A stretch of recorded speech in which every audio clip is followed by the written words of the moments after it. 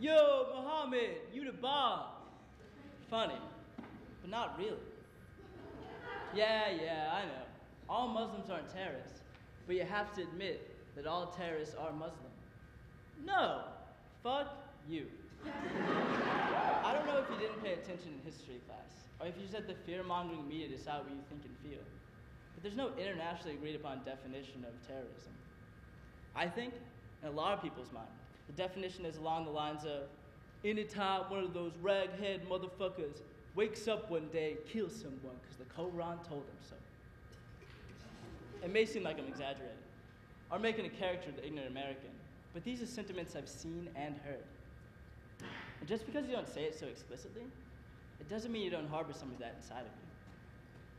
You may think you're not racist, but does your heart beat a little faster when you pass that black man as opposed to a white man on the street? You may think you're not racist, but does your heart beat a little faster when that Middle Eastern man with the beard boards your flight back home?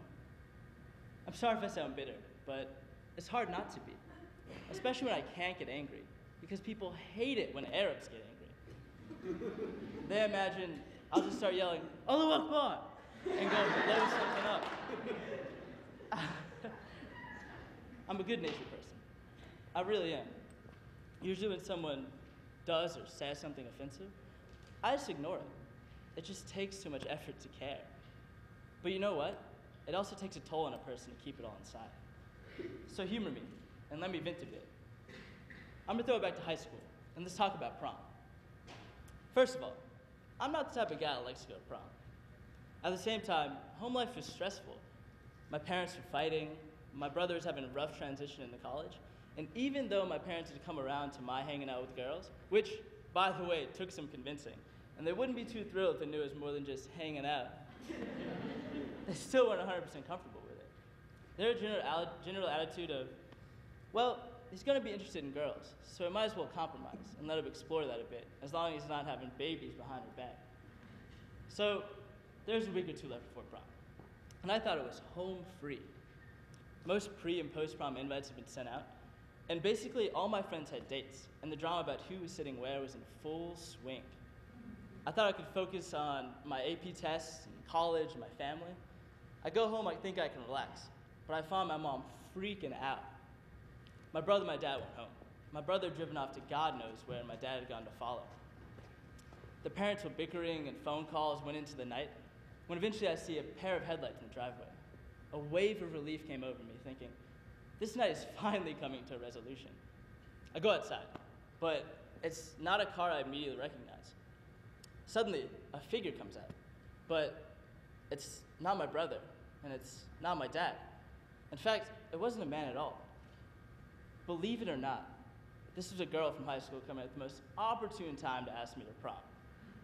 I kindly asked her if we could talk about this later, given the situation I was in. But before I could finish, my mom walks out and asks who it is. And she subsequently invited us both in for the most awkward tea and biscuits known to man. The night ended with no bloodshed. But the issue of prom was unresolved. I figured it took some real ovaries to come over in the middle of the night like that to ask me to prom.